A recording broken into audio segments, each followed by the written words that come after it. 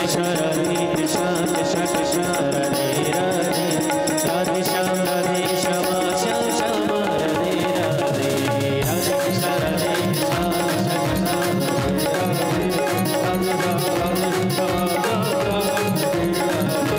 राधे कृष्ण राधे कृष्ण कृष्ण कृष्ण राधे राधे, राधे श्याम राधे श्यामा श्याम श्याम राधे राधे, राधे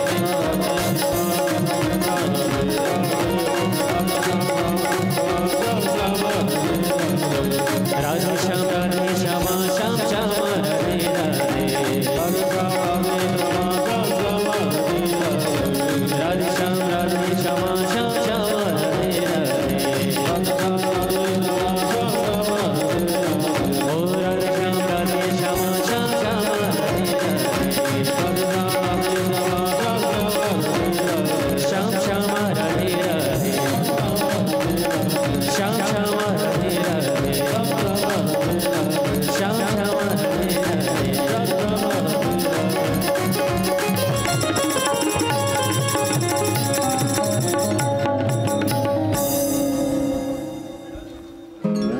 बोले राधा कृष्ण भगवान की जय, बोले बद्री नारायण भगवान की जय, भागवत महापुराण की जय, व्यास भगवान की जय, सुखदेव भगवान की जय, परीक्षित जी महाराज की जय, श्री हनुमान जी महाराज की जय, संत समाज की जय, भक्त समाज की जय।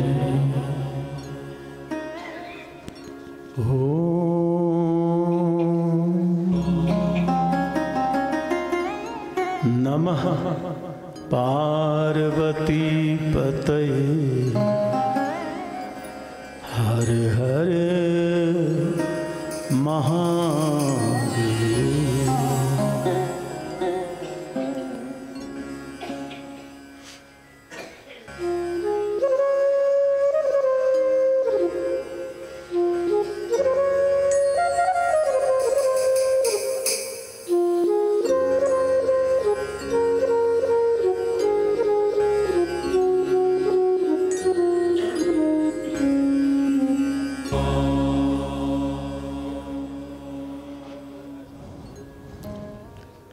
भगवान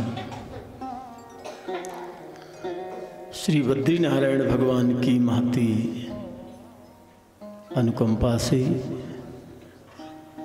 श्री बद्रीनाथ धाम की ये पावन भूमि श्री हनुमंत कुंज परमार्थ आश्रम का ये पावन स्थल पूज्य महाराज श्री घनश्याम दास जी महाराज के पावन सानिध्य में एवं सुंदर सी व्यवस्था में आजीवन तीर्थाटन भगवत कथामृतम योजना के तत्वाधान में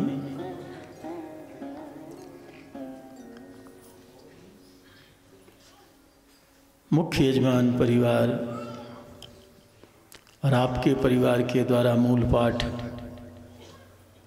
समस्त पोथी यजमान परिवार और समस्त पोथी यजमान परिवार के द्वारा बड़े बड़े आचार्यों के द्वारा मूल पाठ, इसके साथ हम जितने लोग पूज्य महाराज श्री के पावन सानिध्य में चल रहे इस महामहोत्सव में शामिल होने वाले सभी भक्तगण सुबह से ही पूजन चल रहा है।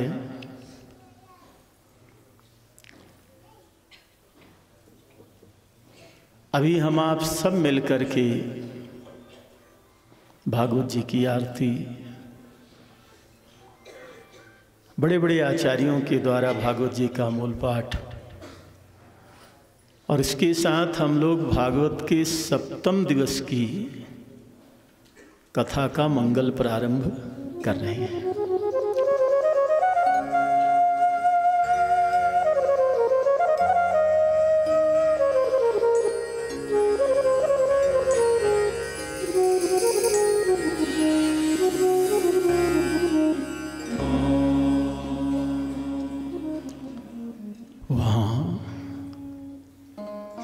सुखताल की पावन भूमि भगवती भागीरथी श्री गंगा जी का पावन तट, सहस्त्रों ऋषि महर्षियों के मध्य आचार्य श्री सुखदेव जी महाराज व्यास आसन पर विराजमान हैं और राजाधिराज श्री परीक्षित जी महाराज को श्रीमद् भागवत महापुराण की बड़ी ही मंगलमय कथा सुना रहे हैं। वही कथा श्री भागवत जी के माध्यम से हम आप बड़ी ही श्रद्धा से श्रवण और गान कर रहे हैं। कल की कथा में हम लोगों ने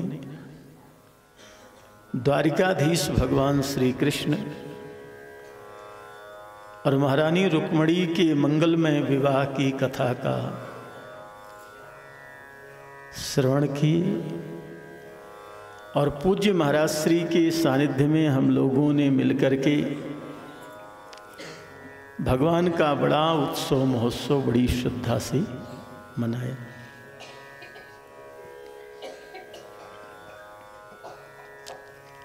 भगवान महारानी रुक्मणी के साथ द्वारिका में विराज रहे हैं। बहुत दिन व्यतीत हुआ तब भगवान के यहाँ प्रथम पुत्र का जन्म हुआ, जिनका नाम है प्रद्युम्न। यही हमारे भगवान के ज्येष्ठ पुत्र हैं।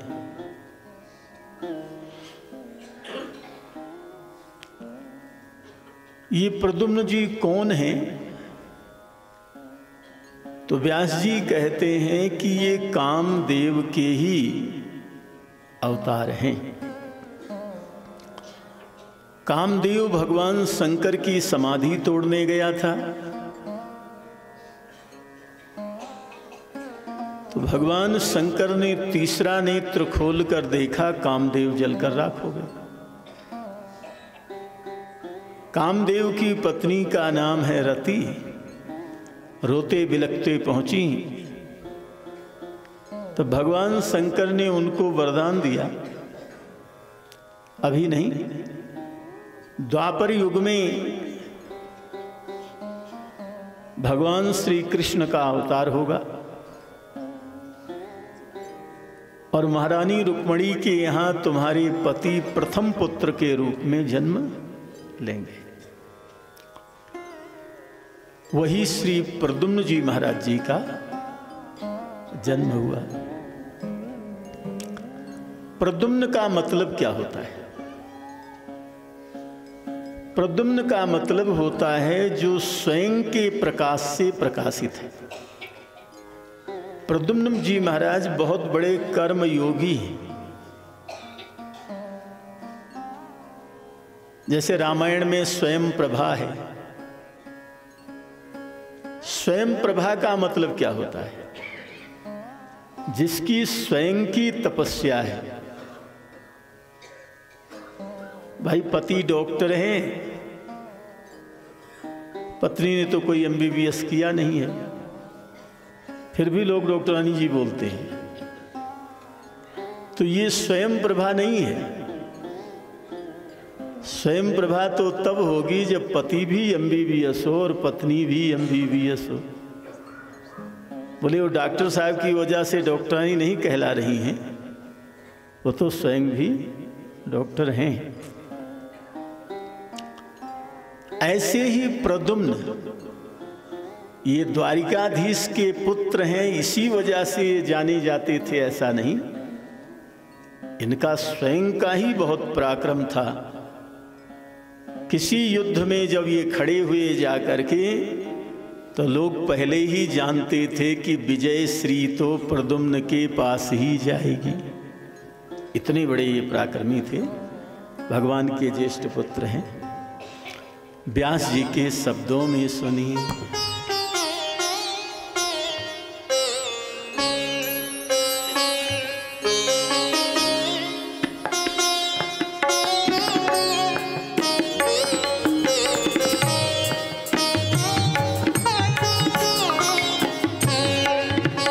कामस्तु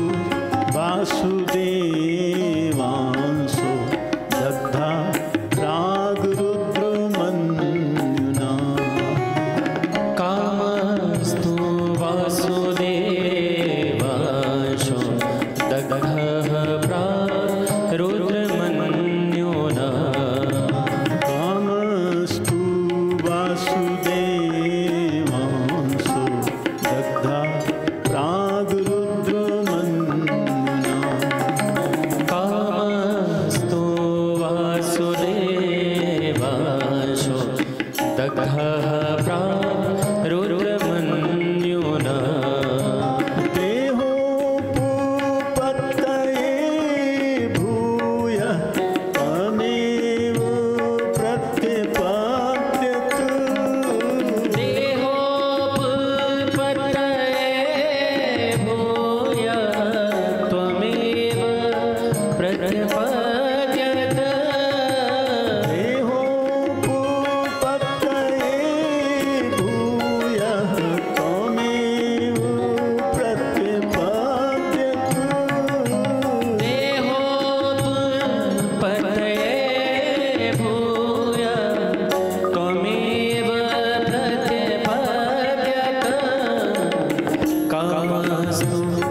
वासुदेवांशो दग्धः प्रारुद्रमन्युना कामस्तु वासुदेवांशो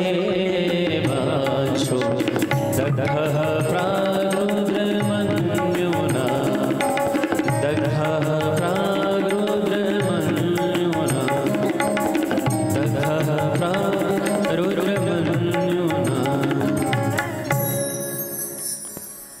प्रद्युम्न जी का जब जन्म हुआ द्वारिका में बड़ा आनंद हो रहा है। द्वारिका की माताएं एक दूसरी माताओं से मिलती हैं और कहती हैं बधाई हो बधाई हो, लाला के यहाँ लाला हो। भगवान अभी 25 वर्ष से ज्यादा के हैं, लेकिन जो देवकी माता की कक्षा की माताएं हैं उनका भगवान के प्रति वात्सल्य भाव है। वो सब भगवान को लाला ही बोलती हैं, लाला कन्हैया ही बोलती हैं। तो माताएं कहती कि लाला के यहाँ लाला हो। एक दानव था जिसका नाम था सम्रासुर। उसने नारद जी से पूछा कि हमारी मौत किसके हाथ होगी। नारद जी ने बता दिया कि श्री कृष्ण के पुत्र प्रद्युम्न जी महाराज के हाथों तुम्हारी मौत होगी। अब वो मायावी था। आज प्रद्युम्न जी की षष्ठी पूज रही थी, 6 दिन के हो गए हैं। वो पता नहीं कैसे सूतिका गृह में चला गया और उसने नन्हे से बालक श्री कृष्ण पुत्र को उठा लिया और आकाश मार्ग से चला। और जब समुद्र के ऊपर पहुंचा तो उसने समुद्र में उस बच्चे को फेंक दिया। एक मछली ऊपर की तरफ मुख करके श्वास ले रही थी, सो मछली के मुख से होते हुए प्रद्युम्न जी उसके उदर में चले गए, लेकिन मरे नहीं। क्यों? बोले जाको राखे साइया मार सके ना को, बाल नभा का कर सके जो जग बैरी हो। अच्छा, मछली थोड़ी देर में ही मछुआरे के जाल में फंस गई। उधर सम्रासुर तो निश्चिंत हो गया कि जिसके हाथ हमारी मौत थी हमने उसको ही समाप्त कर दिया, अब हमको कोई मारने वाला नहीं। हम लोग मरने से बहुत बचना चाहते हैं, च्यवनप्राश भी खाते हैं, घूमने भी जाते हैं, लेकिन कोई भी बच नहीं पाते हैं। क्यों? क्योंकि ये मृत लोक है, यहाँ जन्मने वाले को मरना पड़ता है। कुछ लोग यहाँ अमर भी हो गए, लेकिन वो दवा खा करके नहीं हुए, वो भजन के बल पर हो गए। कौन कौन हो गया? बोले अश्वत्थामा बलिर्व्यासो हनुमांश्च विभीषणः कृपा परशुरामश्च सप्तैता चिरजीविनः। और 8वें चिरंजीवी कौन है? बोले मार्कंडेय ऋषि। तो कई लोग यहाँ बहुत लंबी आयु वाले हुए, लेकिन वो दवा खाकर नहीं हुए, वो तो सब भगवान का भजन करके हुए। तो भजन तो हम करना नहीं चाहते हैं और केवल उपाय से ही सफलता चाहते हैं, तो वो संभव नहीं है।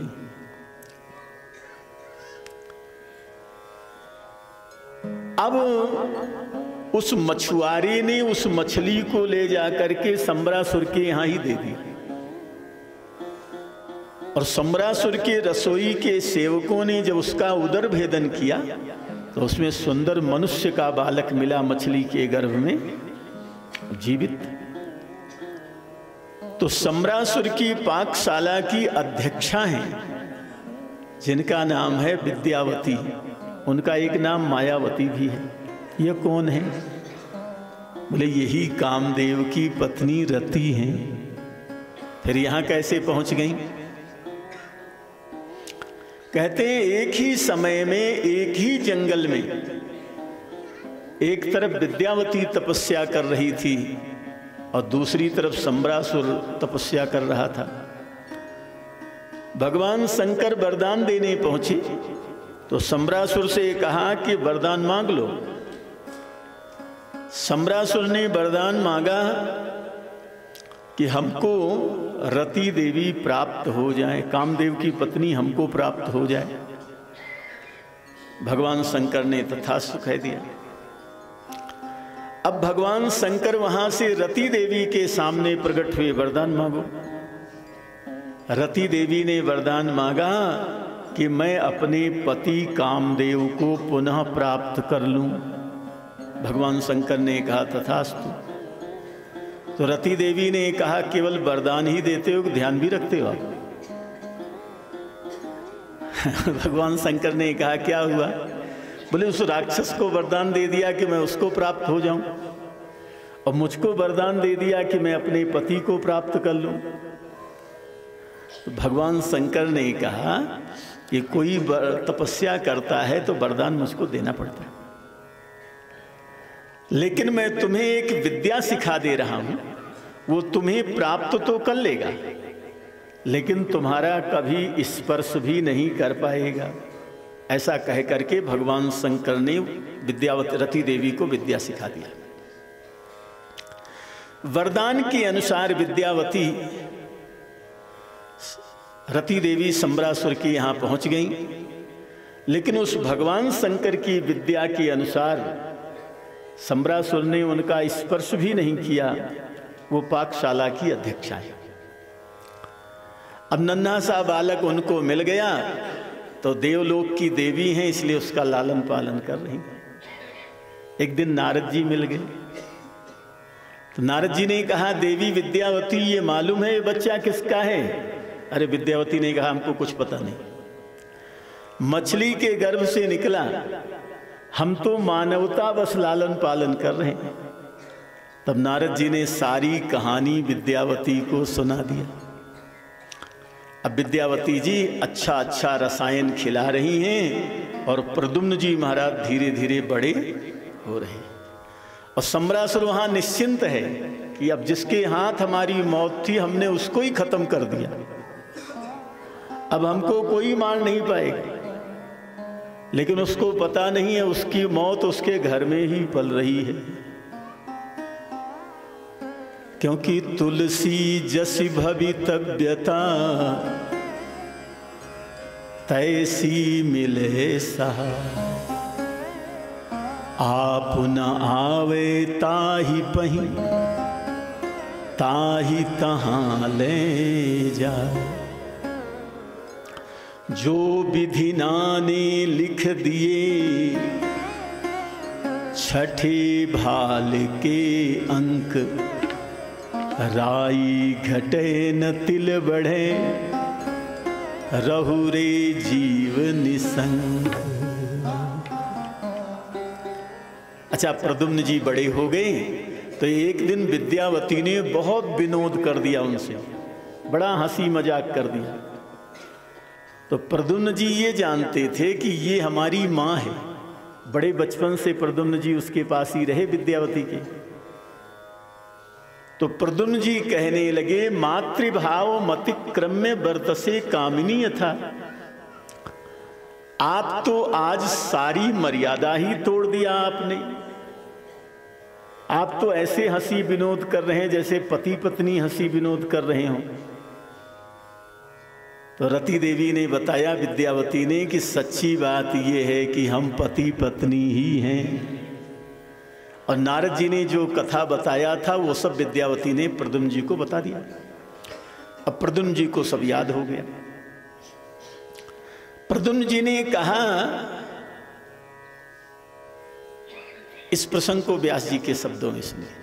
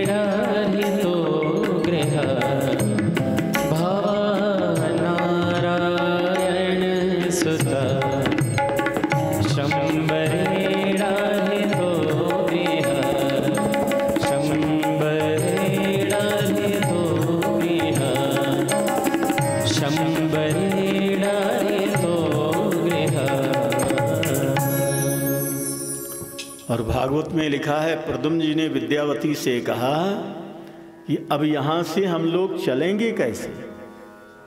ये सम्रासुर तो बहुत बड़ा दुर्दांत राक्षस है, इसकी बहुत बड़ी सेना है, बहुत बड़ा राजा है, यहां से निकल करके कैसे चलेंगे? तो विद्यावती ने जो भगवान शंकर ने विद्या सिखाया था वही विद्या प्रद्युम्न जी को सिखा दिया और कहा, इसी विद्या के बल से आप सम्रासुर को हरा दीजिए और हम लोग सुखपूर्वक द्वारिका वापस चलेंगे। प्रद्युम्न जी महाराज ने सम्रासुर को चुनौती दिया।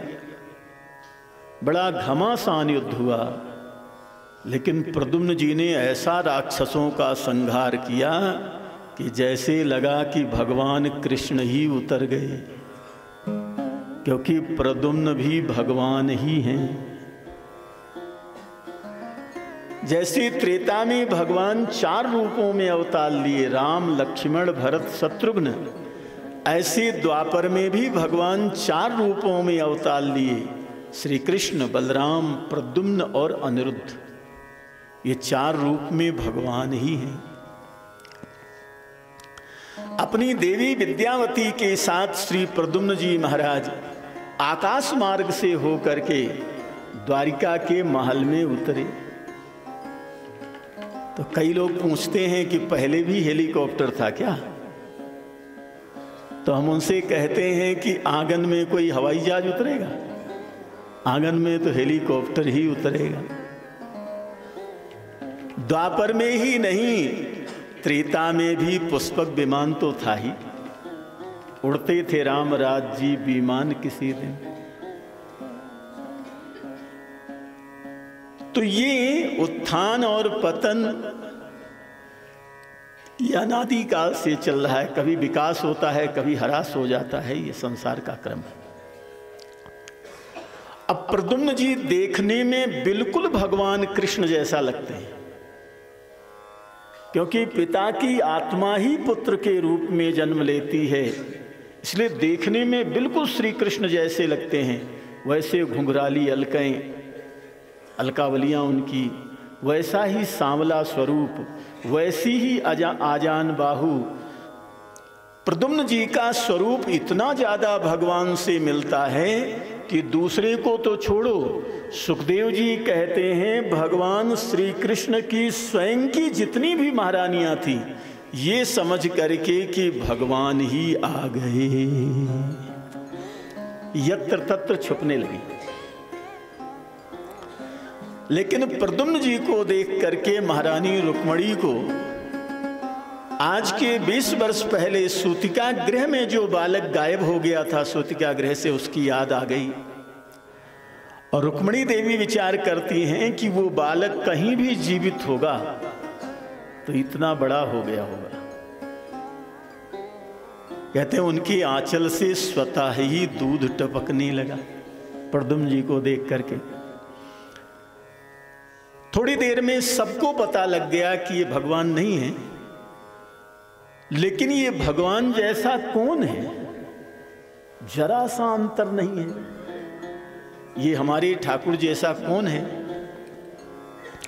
भागवत में लिखा है कि भगवान भी आ गए और भगवान भी वैसे सब जैसा देख रहे हैं कि बिल्कुल हमारी जैसा कौन है। तो क्या भगवान को पता नहीं है? बोले भगवान को तो सब पता है, भगवान तो अंतर्यामी। लेकिन भगवान मन में सोचते हैं कि ये पूरी कथा मैं सुनाऊं, इसके बजाय कोई संत सुनावे तो बढ़िया। तो पूरा परिवार इकट्ठा है, अब ये निर्णय नहीं हो पा रहा है कि भगवान जैसा ये कौन है। और पुराणों में कहीं भी कथा रुकती है तो वीणा सुनाई पड़ने लगती है। और कौन आ गया? बोले आकाश मार्ग से नारद जी पधार गए। सब पूछ रहे हैं महाराज ये हमारे भगवान जैसा कौन है, ये हमारे भगवान जैसा कौन है, ये हमारे भगवान जैसा कौन है। नारद जी ने कहा ऐसे नहीं बताऊंगा, पहले गद्दी लगाओ, पूजा करो, फिर कथा तो कथा के जैसे ही होगी, ये कोई कहानी नहीं है। तो बढ़िया आसन लगाया गया, पूरा परिवार बैठा। फिर ये प्रद्युम्न जी पूर्व जन्म में कौन हैं, विद्यावती पूर्व जन्म में कौन हैं, कैसे भगवान शंकर के क्रोध से जले, कैसे भगवान शंकर के वरदान से रुक्मणी देवी के यहाँ इनका जन्म हुआ, कैसे सम्रासुर ने हरण किया, कैसे मछली के गर्भ में गए, ये विद्यावती रति देवी कैसे वहाँ पहुँची, कैसे संग्राम हुआ और कैसे इतना बड़ा पराक्रम करके इतने राक्षसों के समूह का संहार करके आए हैं। ये नारद जी ने सब विस्तार से सुनाया, व्यास जी के शब्दों में सुनिए।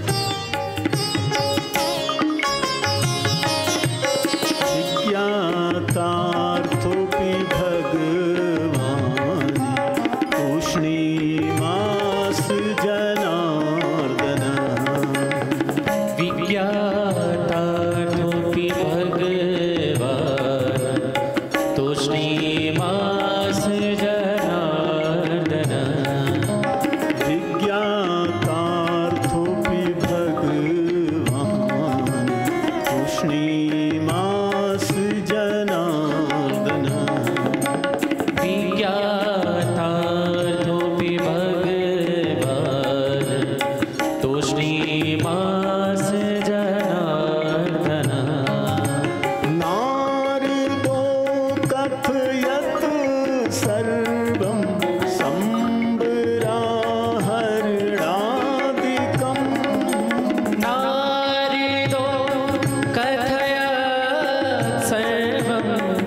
शम्बरा हरिणादिकम् नारदो कथयत् सर्वं शम्बरा हरिणादिकम् नारदो कथयत् सर्वं शम्बरा हरिणादिकं विज्ञातार्थोऽपि भगवान् तूष्णीमास जनार्दन विज्ञातार्थोऽपि भगवान् तूष्णीमास जनार्दन तूष्णीमास जनार्दन तूष्णीमास जनार्दन।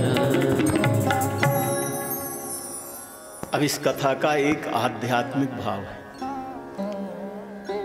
व्यास जी कह रहे हैं कामस्तु वासुदेवांशो, प्रद्युम्न जी के लिए कह रहे हैं कि ये कामदेव के अवतार हैं, और कामदेव के लिए कह रहे हैं कि ये भगवान का अंश है, वासुदेवांशो। तो चलो कामदेव भगवान का अंश है, तो हम लोग किसके अंश हैं? हम लोग माया के अंश हैं क्या? हम लोग भी भगवान के ही अंश हैं। रामायण में लिखा है ईश्वर अंश जीव अविनाशी, चेतन अमल सहज सुख राशि।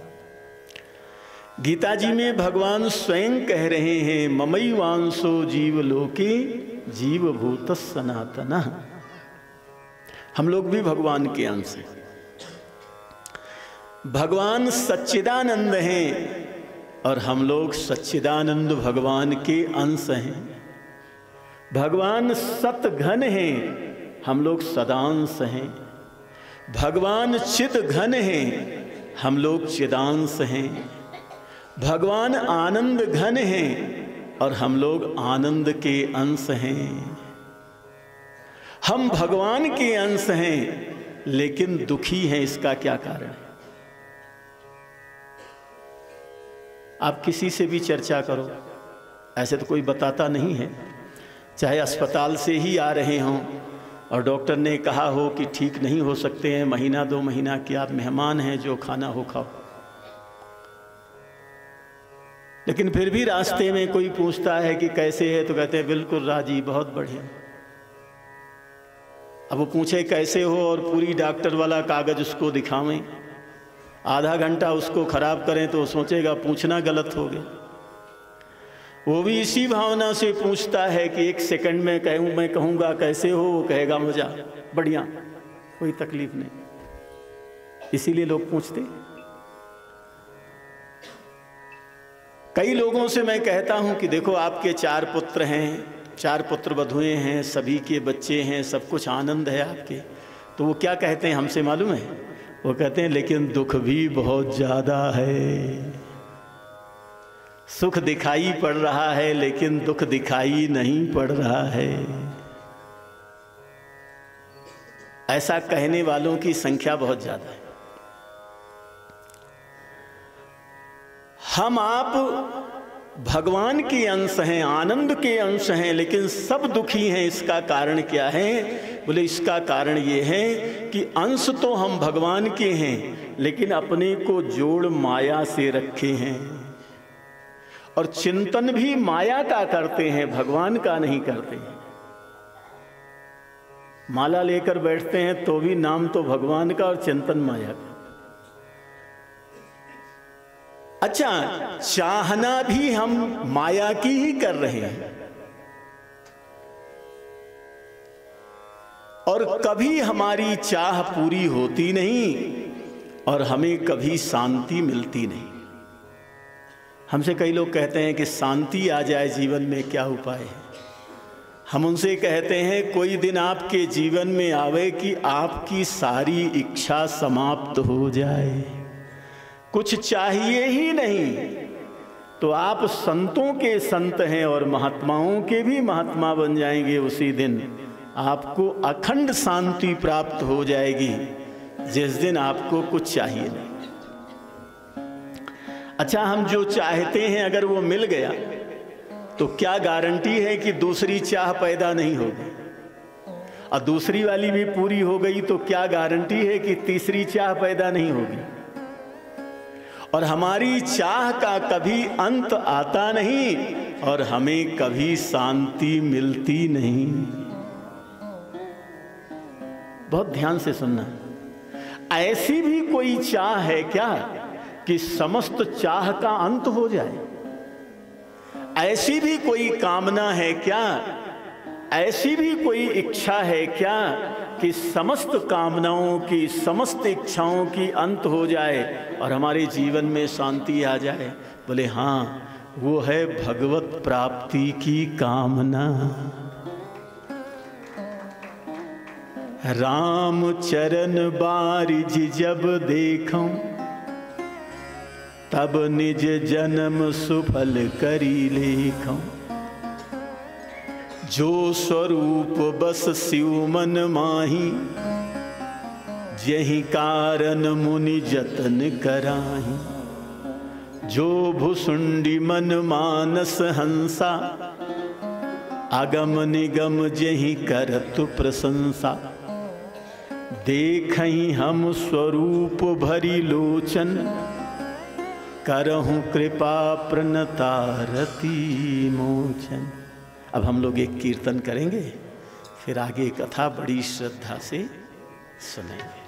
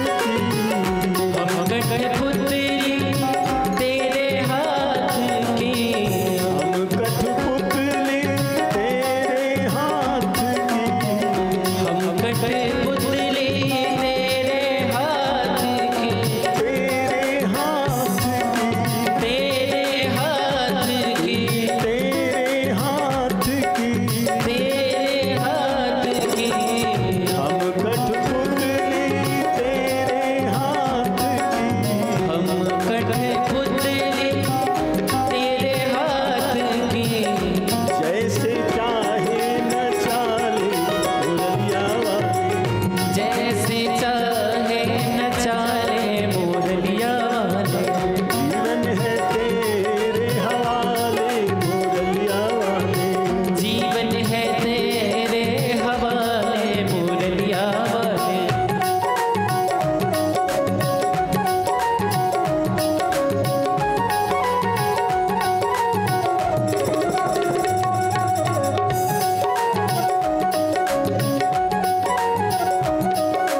थाली बजाते हुए हरि बोल।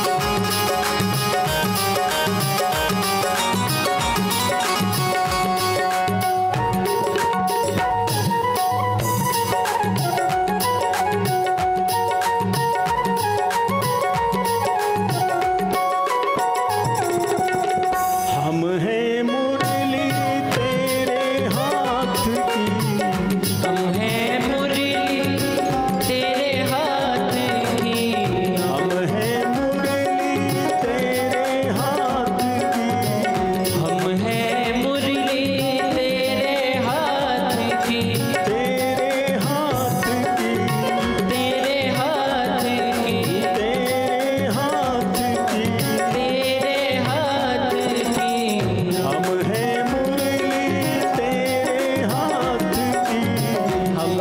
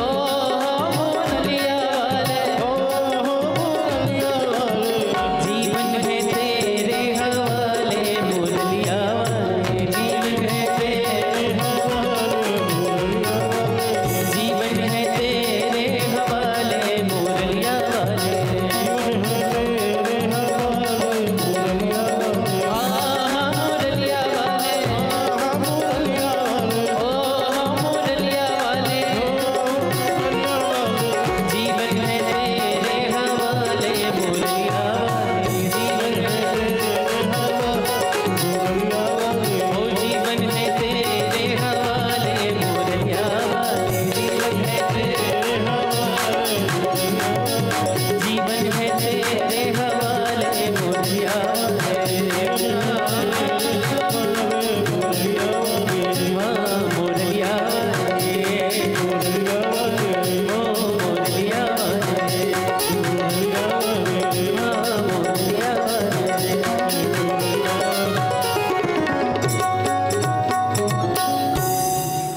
बोले राधा कृष्ण भगवान की जय, भागवत महापुराण की जय।